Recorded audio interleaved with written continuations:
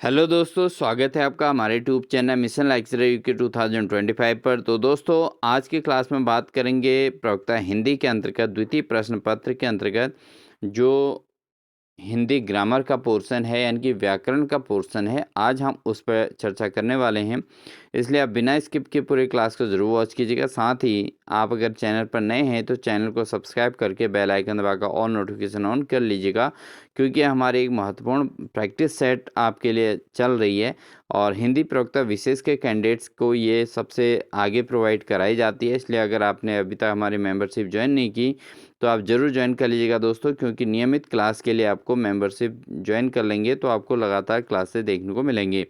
तो बिना स्किप के पूरे क्लास को ज़रूर वॉच कीजिएगा। चैनल पर नहीं है तो चैनल को सब्सक्राइब कर लीजिएगा दोस्तों। तो दोस्तों, यहाँ पर हमारा जो पहला क्वेश्चन है वह है, निम्न में अघोष वर्ण कौन सा है? तो अघोष वर्ण कौन सा है? चौ, औ, ह या म? तो इनमें से जो अघोष वर्ण है कौन सा है दोस्तों? चूँकि ये प्रैक्टिस सेट है दोस्तों, तो इसमें हम बहुत डिटेल नहीं जाएंगे। आपको यहाँ पर अपने आप को डायरेक्ट जजमेंट करना है दोस्तों, ठीक है। हम इसकी जो टॉपिक पे रिलेट क्लास है वो भी आपको प्रोवाइड कराएंगे शॉर्ट नोट्स के फॉर्म में, तो वो भी आपको ज़रूर मिलेंगी। लेकिन यहाँ पर एक प्रैक्टिस सेट है, तो इट मीन्स आपको खुद अपने आप को भी चेक करना है। तो यहाँ पर अघोष वर्ण कौन सा है दोस्तों? वह है चौ। चौ कैसा वर्ण है? अघोष वर्ण है, ठीक है। तो ऑप्शन नंबर ए इसका सही बनेगा दोस्तों, ठीक है। अगला प्रश्न है दोस्तों, इक्सौ किसके संयोग से बना है? तो जो इक्सौ शब्द बना है दोस्तों, किसके संयोग से बना है?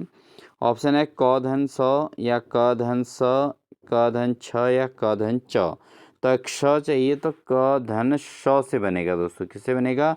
क धन स से बनेगा क्ष। क्ष बोलने में भी आ रहा है दोस्तों, क्ष, ठीक है।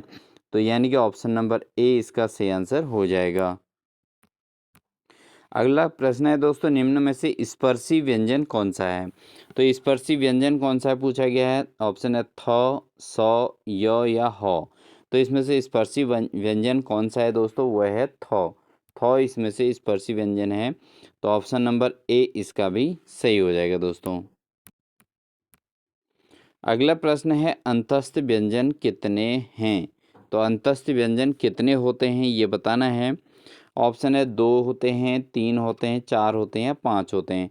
तो दोस्तों, अंतस्थ व्यंजनों की जो टोटल संख्या होती है वो कितनी होती है? 4 होती है, ठीक है। ये आपको पता होना चाहिए कि जो व्यंजन होते हैं वो टोटल कितना होते हैं? 4 होते हैं अंतस्थ व्यंजन, ठीक है। तो ऑप्शन नंबर सी इसका सही आंसर हो जाएगा।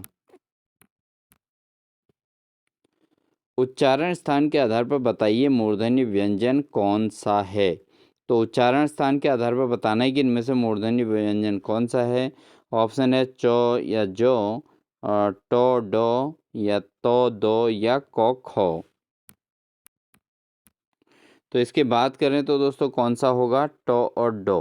टो और डो ये मूर्धन्य व्यंजन हैं। आप उच्चारण के हिसाब से भी देखें और ज़रूर अपने होंठ, ओष्ठ, ठीक है, इनका यूज़ करें, ठीक है। तो मूर्धन्य व्यंजन जो बन रहा है वो टो, टो और डो बन रहा है दोस्तों, ठीक है। टो डो अगर आप बोलेंगे तो आपको ज़रूर ये एहसास हो जाएगा कि ये मूर्धन्य व्यंजन है दोस्तों, ठीक है।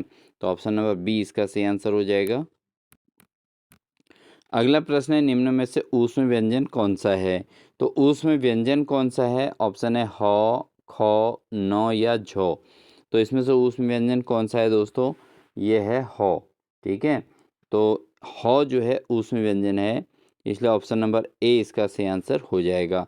आपने इस क्लास टेस्ट के अंतर्गत दोस्तों 40 क्वेश्चन में से ट्राई करना है कि आप कितना क्वेश्चन सही कर पा रहे हैं, ठीक है। तो इसलिए आपका भी वैल्यूएशन यहाँ पर होता रहेगा। अगला क्वेश्चन, निम्न में से महाप्राण वर्ण कौन सा नहीं है? तो महाप्राण कौन सा नहीं है पूछा गया है। तो अगर ओ आ की बात करें, ये भी महाप्राण है। झ और छ और झ ये भी महाप्राण है दोस्तों।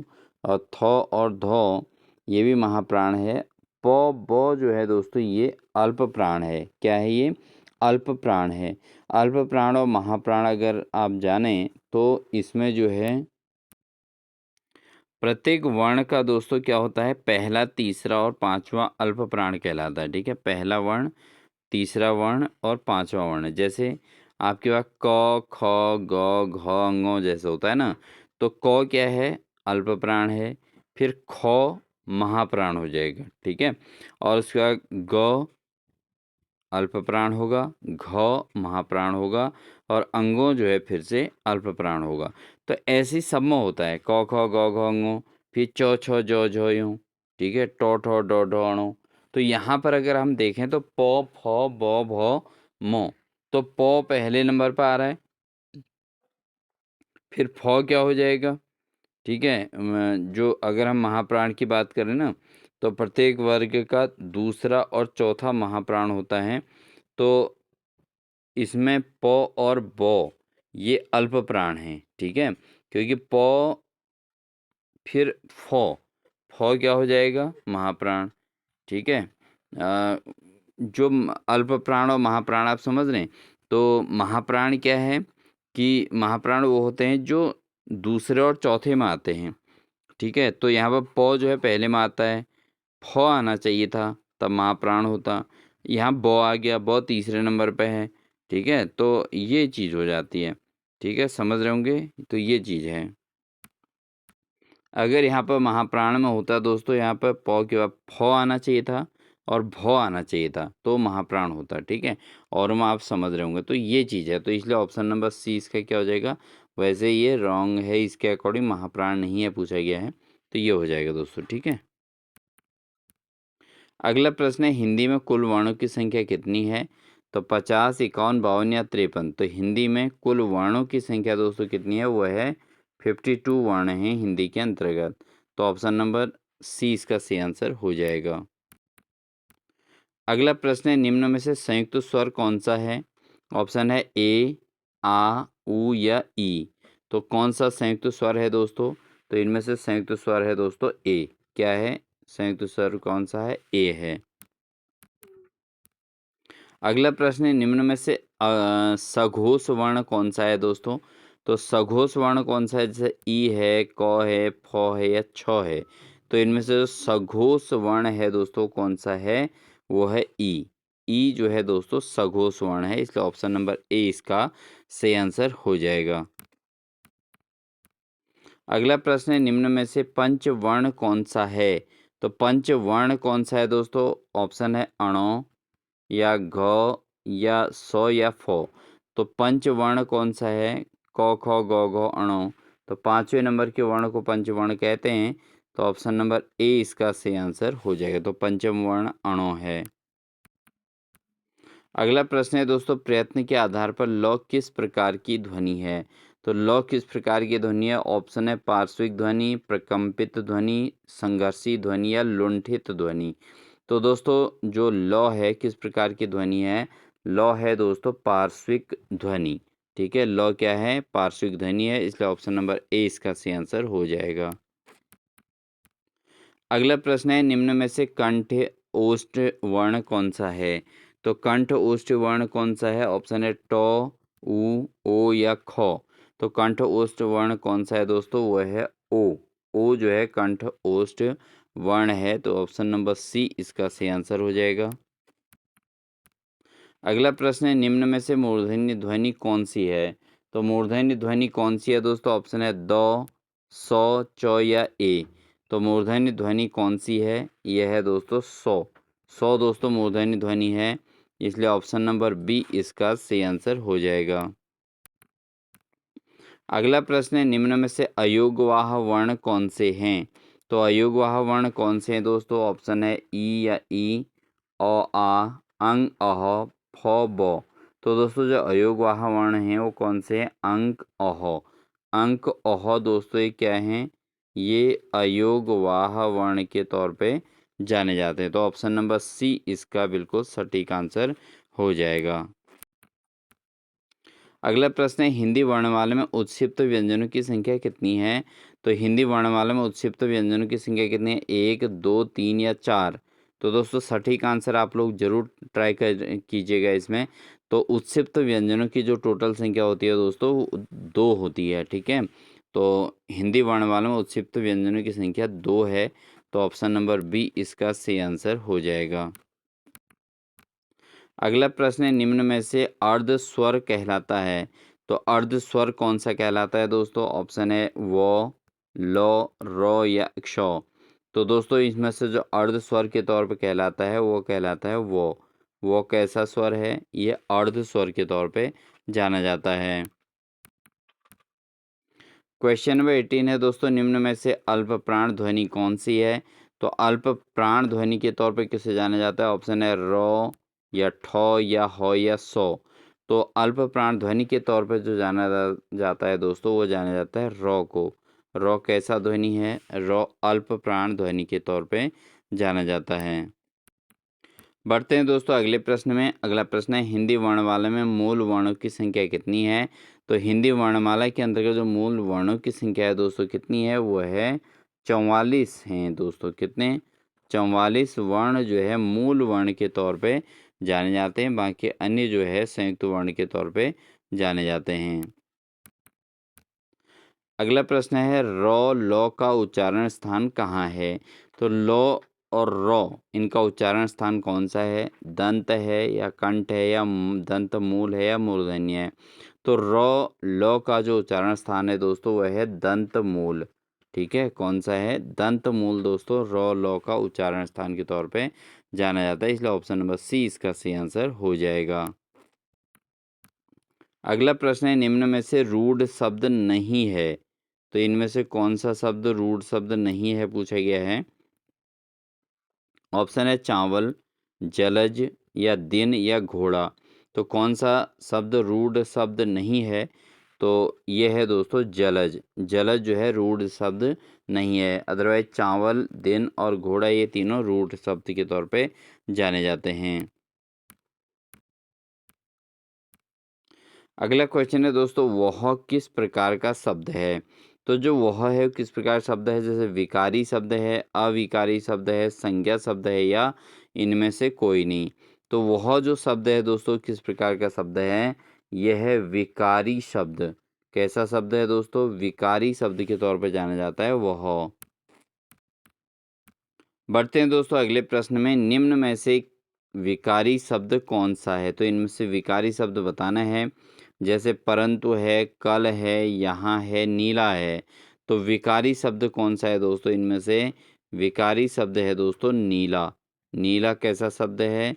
विकारी शब्द के तौर पे जाना जाता है। बढ़ते हैं दोस्तों अगले प्रश्न में। रेलगाड़ी शब्द किस प्रकार का शब्द है? ऑप्शन है तद्भव, देशज, विदेशज या संकर। तो दोस्तों जो रेलगाड़ी शब्द है वो किस प्रकार का शब्द है? रेलगाड़ी दोस्तों संकर शब्द है और ये बहुत बार एग्जाम में पूछा गया है। इसको आप बिल्कुल भी स्किप मत कीजिएगा दोस्तों। ठीक है, अपने नोटबुक में नोट कीजिएगा। रेलगाड़ी शब्द किस प्रकार का शब्द है? रेलगाड़ी शब्द संकर शब्द में काउंट होता है।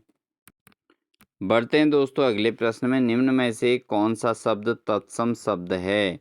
तो तत्सम शब्द कौन सा है? जैसे खेत है, कोट है, उद्गम है या अजीब है। तो इनमें से कौन सा शब्द तत्सम है दोस्तों? तत्सम का मतलब जो संस्कृत के शब्दों के समान होता है। तो यहाँ पर दोस्तों उद्गम जो है शब्द है ये संस्कृत के शब्दों के साथ मिलता जुलता है। तो इसको तत्सम शब्द के तौर पे जाना जाता है। अगला प्रश्न है दोस्तों, निम्न में से अनेकार्थी शब्द का उदाहरण कौन सा नहीं है? तो अनेकार्थी शब्दों का उदाहरण कौन सा नहीं है पूछा गया है। जैसे सूत है, कर है, आम है, राधा है। तो इनमें से अनेकार्थी शब्द का उदाहरण कौन सा नहीं है पूछा गया है। तो दोस्तों वह है राधा। राधा दोस्तों अनेकार्थी शब्द का उदाहरण नहीं है।